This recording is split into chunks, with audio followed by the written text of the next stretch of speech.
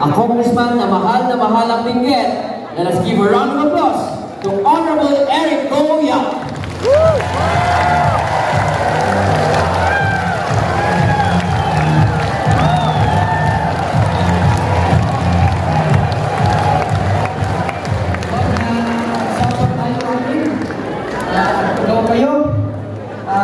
First of all, I want to greet our visitors from Guam, Mabuhay, our visitors from Malaysia. This strawberry festival is very, very important to us. Because you know, the strawberry is the heart and soul of our province. Ang Benguet, nakilala tayo dahil sa strawberry farm. I do not give up on my dreams na sana one day ang strawberry festival natin is like Panambenga Festival na kung saan dinadayo ng turista. Why?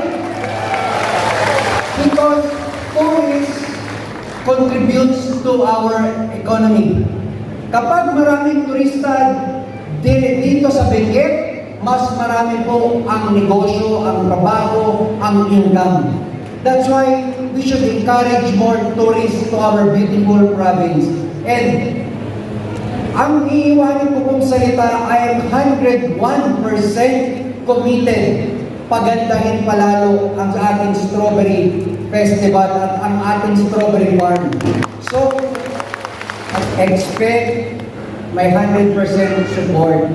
But again, I do encourage you na tayong lahat lagi ay magmahalan.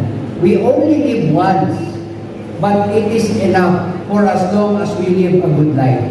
So again, let us live our life with strawberry. When we say strawberry, it symbolizes again love. Last year, yun din ang sinabi ko kasi yun at yun eh. When we say strawberry, it is love. We should live our life with strawberry, with love. So that mas magiging masaya ang ating buhay and we only have to live once. Okay? So again, pagyamanin pa ang ating strawberry festival, mas umasenso pa ang ating strawberry. I would encourage you to join me na mas lalo pa natin pagandahin ang La Trinidad. Mas lalo pa natin pagyamanin ang La Trinidad. So, ito ang ating endgame. Ito ang endgame ni Yap.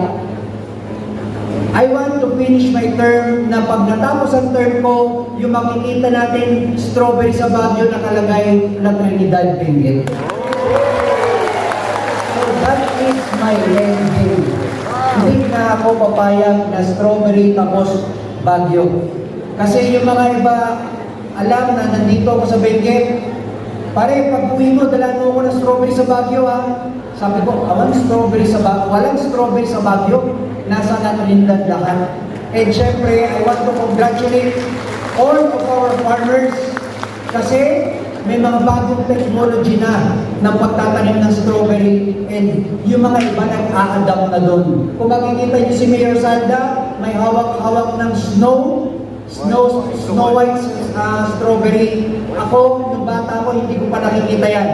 So again, we are open to adapt na mga iba sa iba't ibang bansa na masasarap na strawberry, itatanim din natin dito so that yung mga iba sa Maynila, hindi na kailangan mag-import sa Korea ng strawberry. Dito na lang pupunta sa La Trinidad at tayo ang magsusupply.